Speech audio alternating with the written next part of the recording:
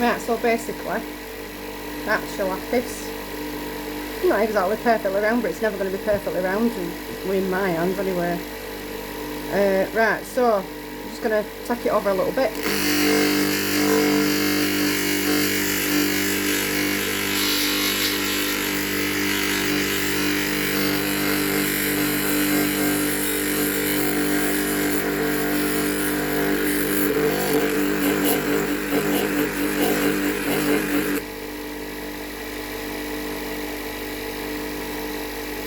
There you go. Not perfect, not brilliant, but 600 will sort that one out. And then we've got this weird one, I don't know what it is, it's some kind of marble, I'm not sure. A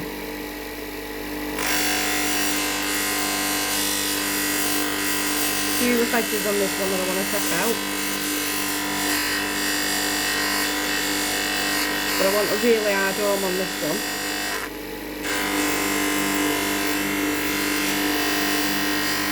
Where I'm spending quite a long time on the sides of it.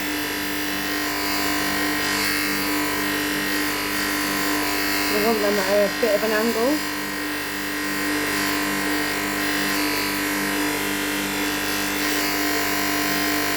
And just roll it over.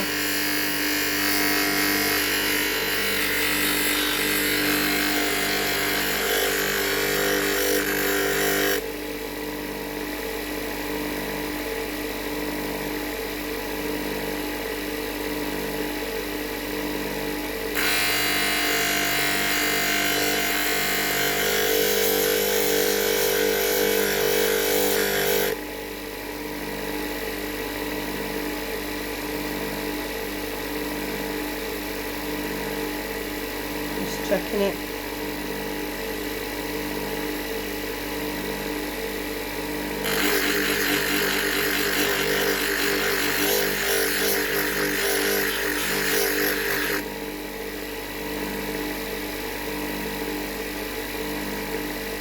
There you go. Basics of a hard dome. This one cute. That pattern glass. Little tiny daisies on it. Cheese Rich Dover. Vanilla onion curd.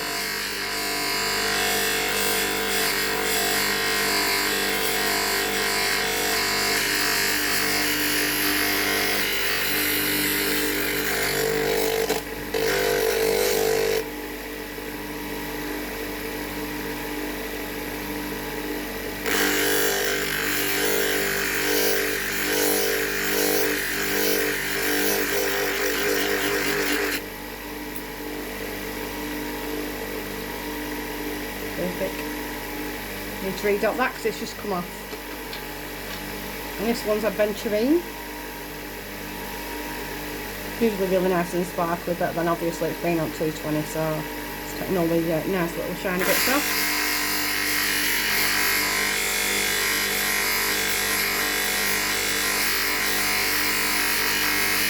Polishes up really nice and waxy. This is courtesy of invariably. He gave me a really nice bag of rocks when I went down to see him and my sister. On the proviso that I put in some snowflake obsidian, but unfortunately there weren't any in the bag that he gave me, so never mind Tony, you'll have to wait.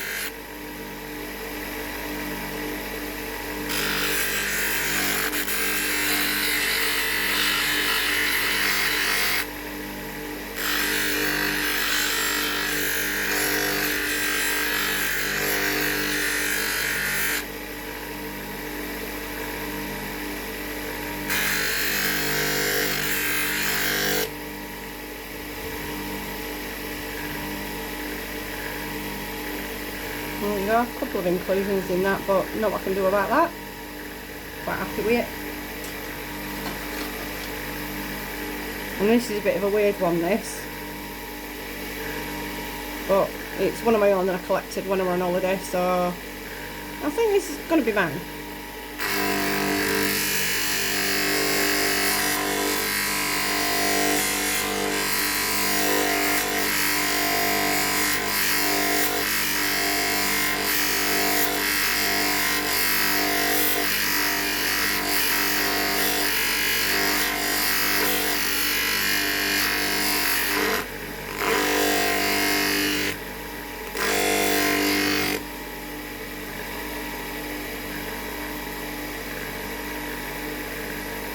see how that shine's coming up already. A few scratches in it, but I can get them out.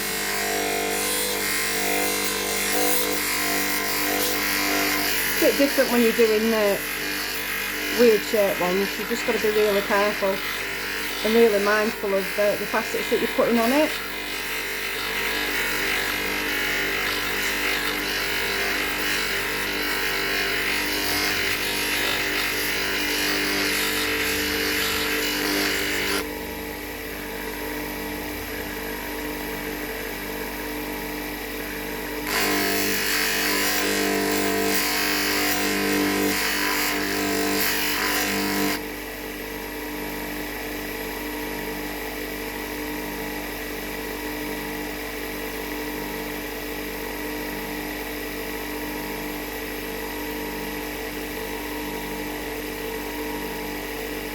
There's still a few deep scratches in there, so I'll just have to keep working it. This could be serpentine.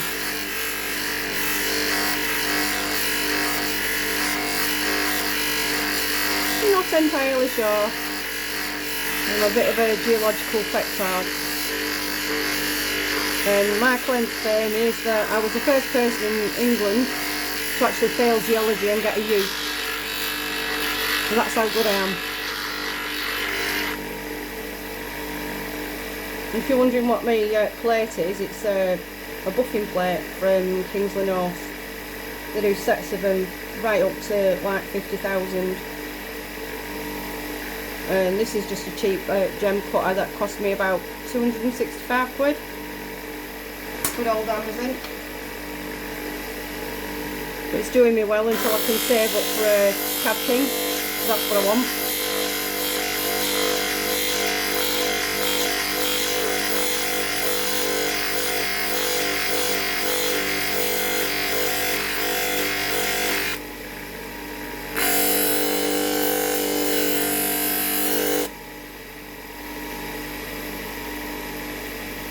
And this is Hayley's price of praise that she gave me to cut and to polish and to cabs, and then we're going to a fair next month, so hopefully these will all be done by then. Really nice material, but it's bloody hard. It broke my tile cutter, well it broke my blade, completely wore it down.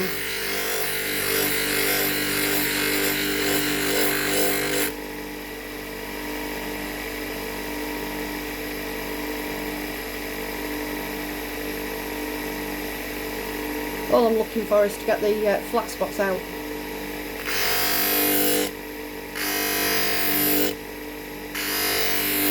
So all it is with cutting gemstones is, you go through the grits, you shape them, but then you also put scratches in them. So the next step up is that the aim is to get all the scratches out, or to try and make as few as possible, and then as you go through, you get rid of the scratches.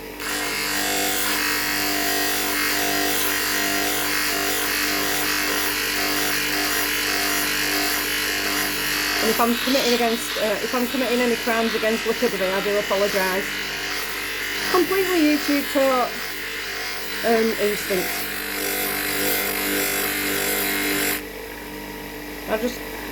I just cut things how I know it works, basically. And I know what works for me. Everyone's different. It's like jewellery making. There's no right or wrong way of doing it. As long as the end result's the same, it doesn't really matter.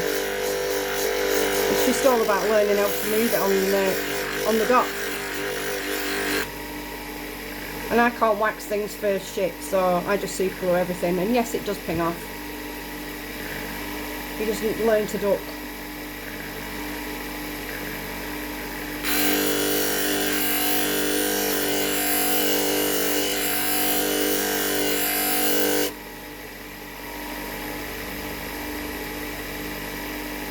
And always check them dry, because it shows you if there's any flat spots. Right, I don't know if you can see, there's a couple of marks in that, but they're just inclusions. And they're all natural, so there's not a lot you can do about it really, unless you want to chop them out, which I would do normally, but I'm trying to keep as much as I can. And then lapis. This stuff absolutely stinks when you're cutting it.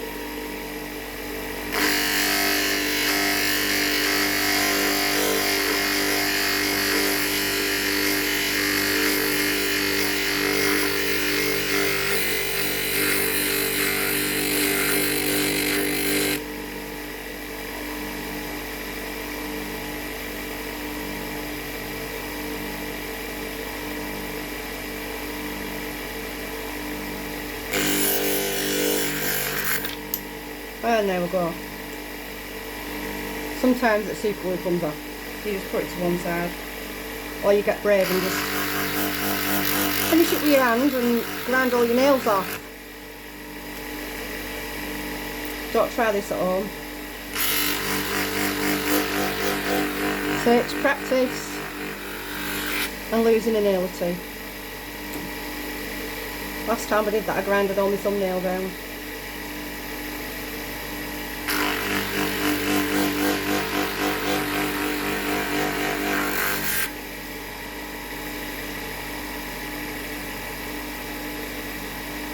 There you go. Oh, there were 5 dots on that originally, but because I've taken so much off it, it's just kind of taking one of them off. Well, that'll do. Well, there to read up. And this is Tiger's Eye. Another thank you toner.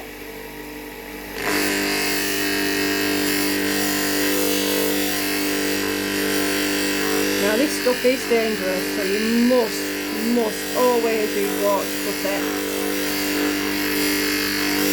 I've been told there's quite a high asbestos content in it. It's alright when it's cut and polished, just don't suck on it.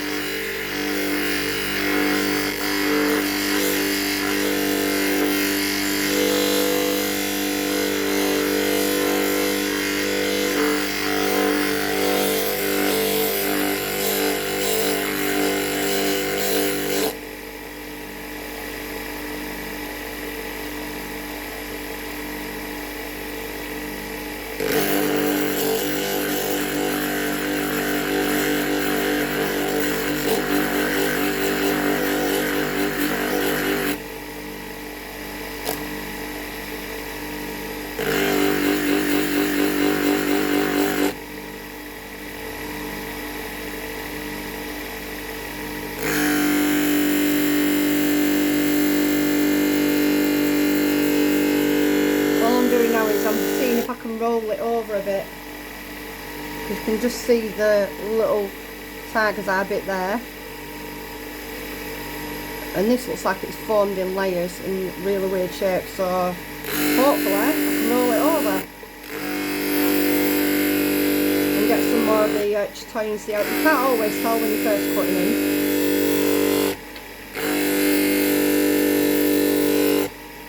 You certainly can't tell when they're rough.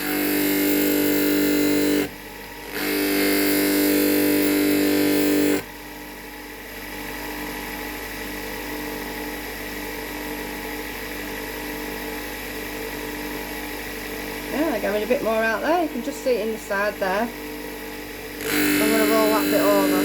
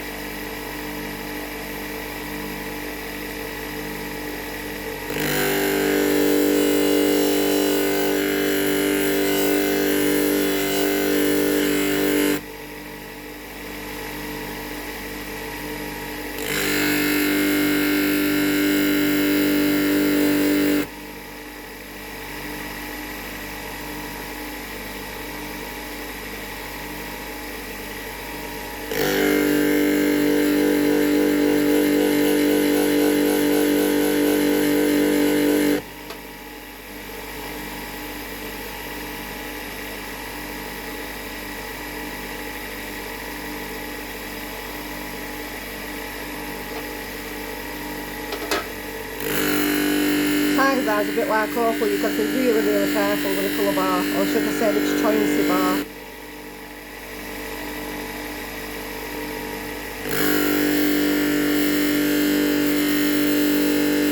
Got a really fine line between the chatoyancy bar and nothing.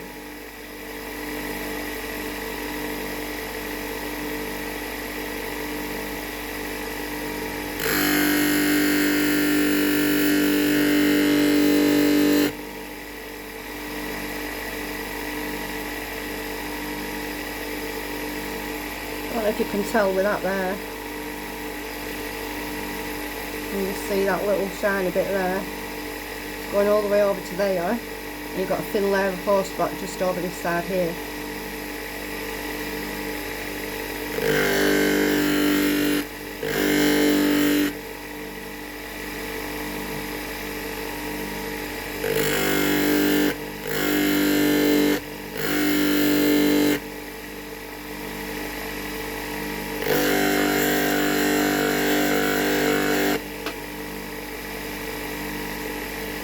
Trying to make sure I'm rubbing off the horse drop and not the chatoyancy.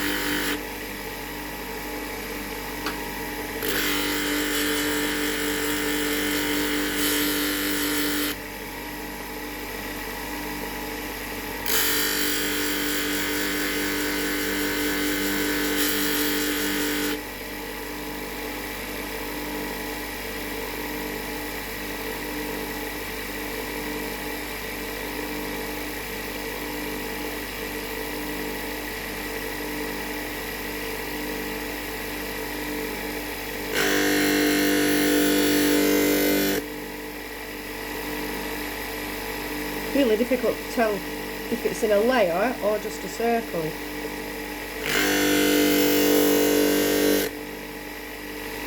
Soon find out.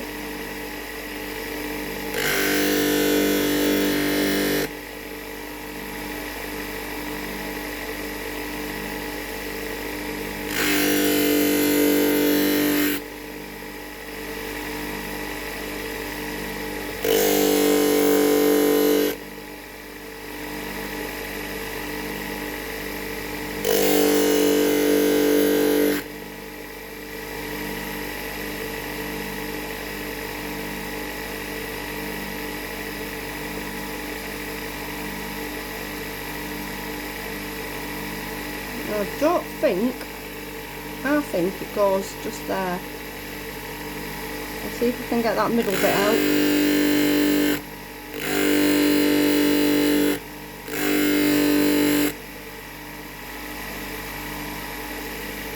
Ah, there we go.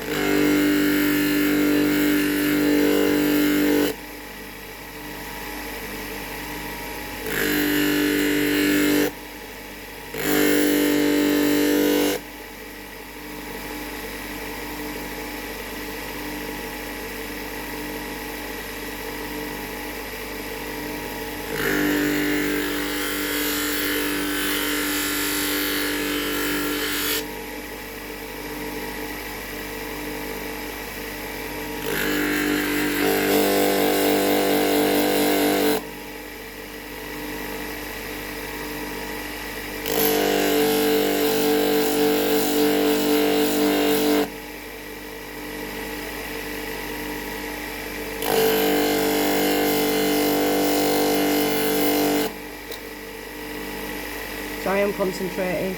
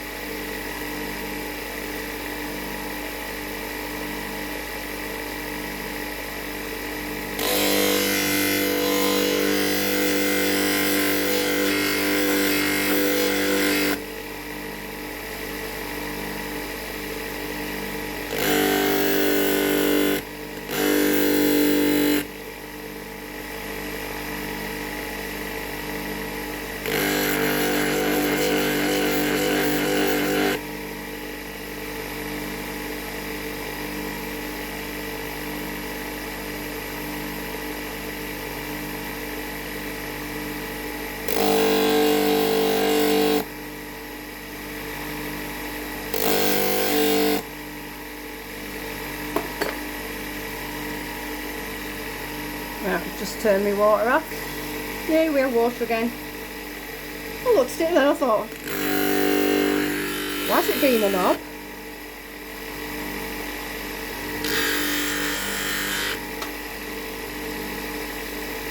I can't tell if it's disappearing or appearing.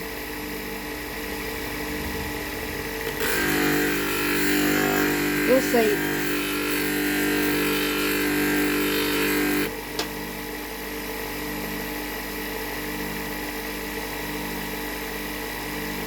It's really difficult to see that.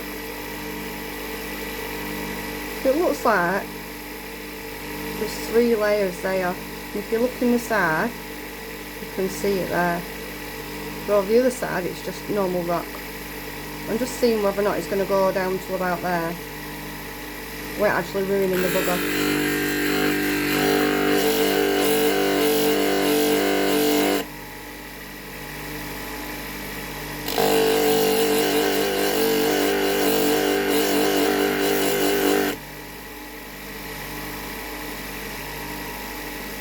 The trick to cutting cabs is to try and get them as best as you can.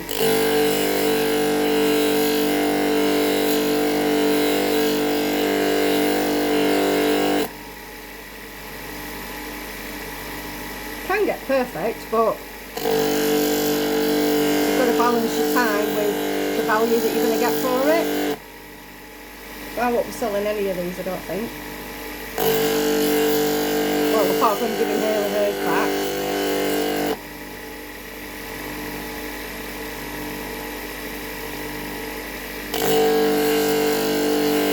And then I'll probably be using these myself.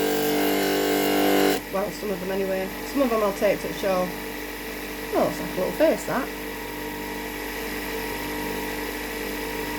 think I might just leave that like that.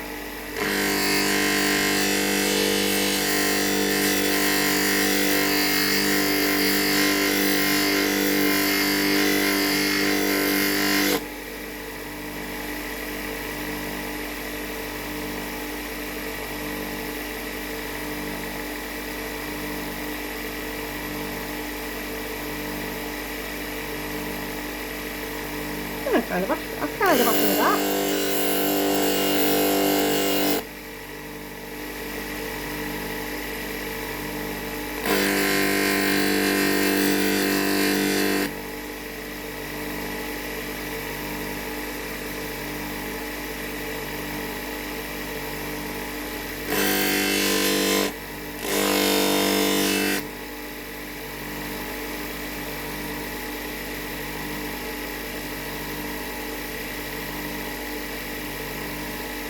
Kind of like that. Different.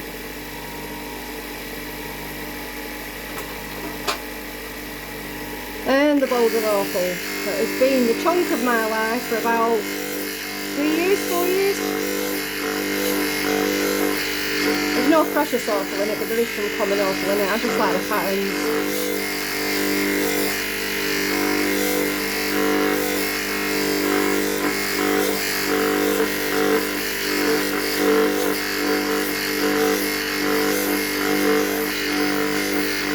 Ironstone's bloody hard as well.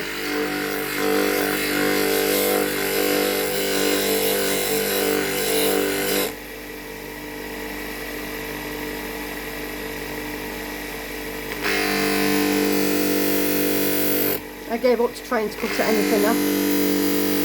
Nearly brought my saw.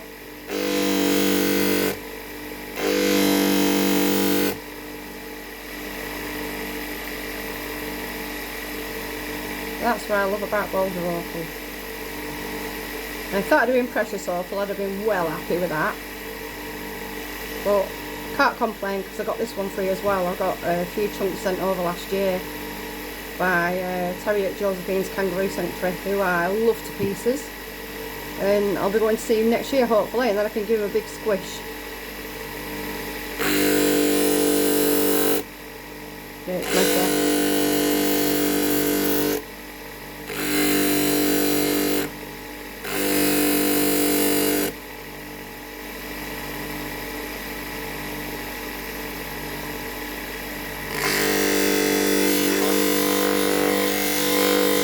Why I was at weird right angles, it's to get it's just a way of balancing the sides of the stone. So if you hold it that way, you're going to flatten the very bottom of it like that. If you do that, you're going to put a facet on it. If you do that, you're going to kind of put the bottom edge off. So you just got to be really careful.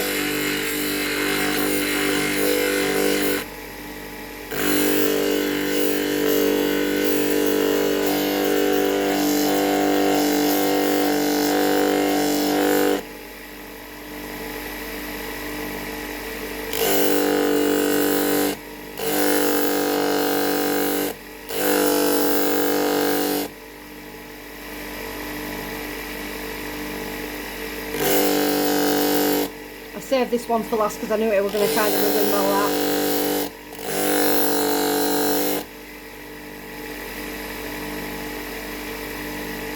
I tend to favour the middle. It's just easier to work. But harder stones, you need a decent grit on it really.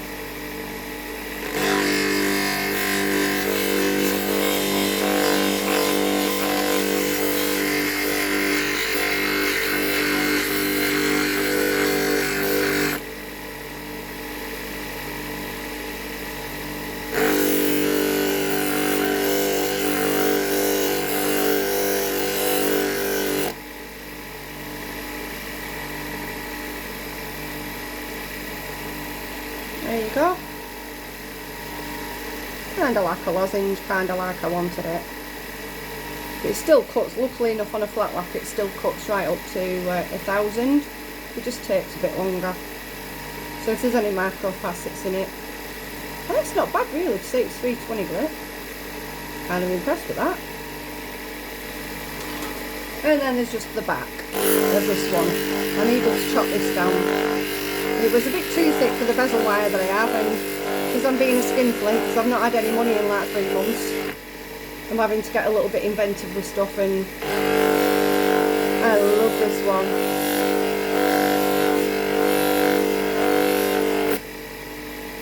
Azurite, pyrite and turquoise, I think. Put the blue in that. How beautiful is that? I just need to get rid of that bit there though, because that doesn't take a polish, as I found out.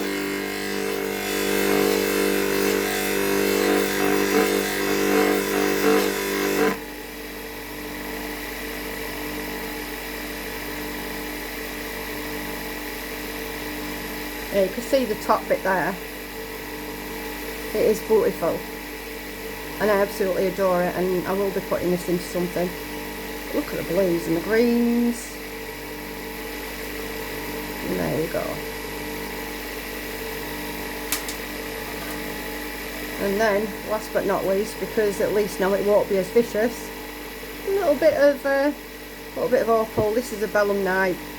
It's not a brilliant one. There's a tiny wee bit of opal down in this side here. There's nothing hardly in that side there apart from a bit of sand, and that's the back of it.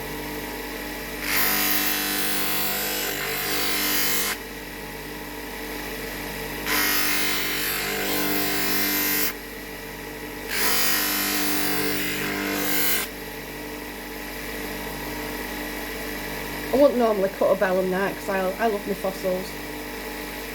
But I just want to polish this one up a little bit just to give people an idea that opal's not just black stones.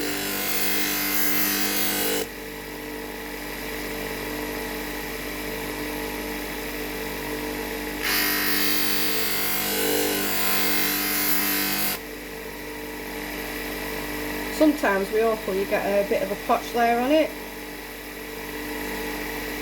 But this is definitely not potch. You can just see the colour bar. You've got a bit of a colour bar at the bottom there.